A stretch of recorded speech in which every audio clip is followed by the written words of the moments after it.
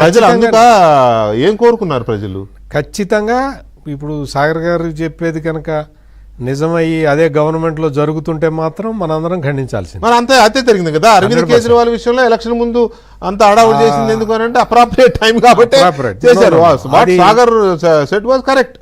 అప్పుడు if that is correct, అది మనం అందరం ఆలోచించాల్సిన విషయం.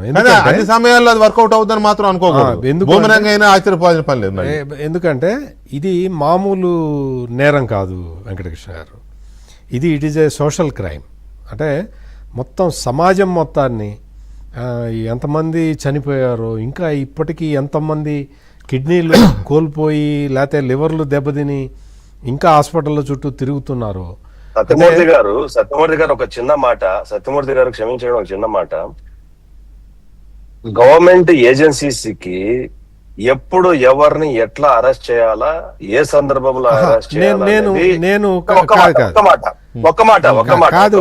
విజయసాగర్ గారు దర్యాప్తు సంస్థలు ఎప్పుడు అరెస్ట్ చేయాలి, ఎట్లా అరెస్ట్ చేయాలి, టైం చూసుకొని పొలిటికల్ గా అడ్వాంటేజ్ చూసుకొని ముహూర్తం పెట్టి అరెస్ట్ చేస్తే దాన్ని దర్యాప్తు అన్నారు.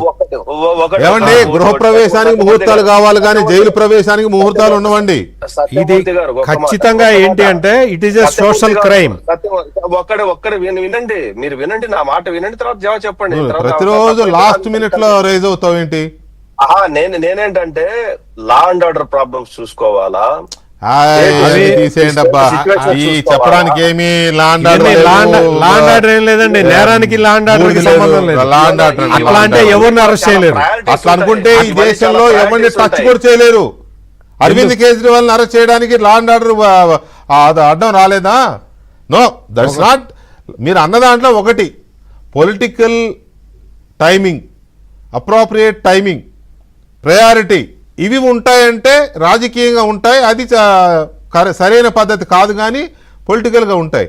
కానీ ఉత్తరప్రదేశ్ లో 2 రకాల శిక్షలు అమలు చేస్తారు. ఒకటి ఏంటంటే ఎన్కౌంటర్, రెండోది ఏంటంటే లంగడా, కింద మోకాలు కింద కాలుస్తారు. వాడు ఎందుకు పనికిరాడు, బతికే ఉంటాడు కానీ అది ఎన్కౌంటర్ కాదు, జీవోత్సవం. వాడు కాలు పని చేయదు. అంటే ఎందుకు చెప్తున్నానంటే ఇంత నిజంగా కూడా ఇందాక ఇంత ఆవేశంగా రామకృష్ణ గారు మాట్లాడినప్పుడు కూడా నాకు ఆవేశం కలిగింది. కాకపోతే ఏంటి అంటే ఈ సిస్టమ్ నుంచి మనం డివేట్ కాకూడదు అన్న ఒక సెన్సిటివ్ పాయింట్ తోటి నేను అట్లా మాట్లాడా. నిజంగా కూడా అరెస్ట్ చేయటానికి టైమింగ్స్ చూసుకుంటూ కేసు దర్యాప్తు చేయటం అయితే ఐ డోంట్ యాక్సెప్ట్. ఇక్కడ జరిగింది మామూలు నేరం కాదు. It is genocide type. చాలా మందిని సామూహిక హత్యల లాంటి కేసు ఇది. ఎందుకు అంటే ఎంతమంది చనిపోయారండి. మీకు first time education minister Nara Lokesh parent teacher meeting పెడితే సింగిల్ మదర్లు ఎక్కువ మంది వచ్చారండి. సింగిల్ మదర్లు ఎందుకు ఎక్కువ మంది వచ్చారని చూస్తే వాళ్ళందరూ కూడా వాళ్ళ భర్తలు ఈ మద్యం దాగి చచ్చిపోయారు. ఇంతకన్నా దారుణం ఇంకేమన్నా ఉంటుందా? ఇంతకన్నా ఈ సమాజానికి ఇంకేమన్నా ఉంటుందా? ప్రయారిటీ ఏమన్నా ఉంటుందా? కానీ అది కూడా టేకప్ చేయలేదు కదా. నేను అదే పేరెంట్ టీచర్ మీటింగ్ లో సింగిల్ మదర్స్ చెప్పారు, కొంతమంది పిల్లలు కూడా చెప్పారు మా నాన్న మద్యం తాగి చనిపోయాడని. అయినా దాని మీద కేసు లేదు, అయినా దాని మీద శిక్షలు లేవు, అయినా దాని మీద అరెస్టులు లేవు. ఈ స్కామ్ లోనూ ముందుకు సాగదు. మనం బుసగొట్టడం తప్ప మనమేం చేయలేము. అంటే ఒకటి ఉన్నది. ఒకటి ఏంటి అంటే అవతల ప్రత్యర్థి ఎంత పెద్ద స్టెప్స్ వేస్తున్నాడు అంటే ప్రతి దాంట్లో ప్రతి చిన్న పాయింట్లో కూడా సుప్రీంకోర్టు దాకా వెళ్తున్నారు. ఒక్కొక్కడు. మీకు ఇందాక సాగర్ గారు ఒక మాట చెప్పారు. ఈయన వాసుదేవ్ రెడ్డి అప్రూవర్గా మారుతాను అంటే నువ్వు ఎట్ట మారుతావు అని కోర్టుకు వెళ్తారు. కింద నుంచి పైదాకా వెళ్తారు. ఇంకొక ఆయన వచ్చి ఇంకేదన్నా చెబితే నన్ను అరెస్ట్ చేసావు, ఆయన ఎందుకు అరెస్ట్ చేయలేదని మళ్ళీ కోర్టుకు వెళ్తారు.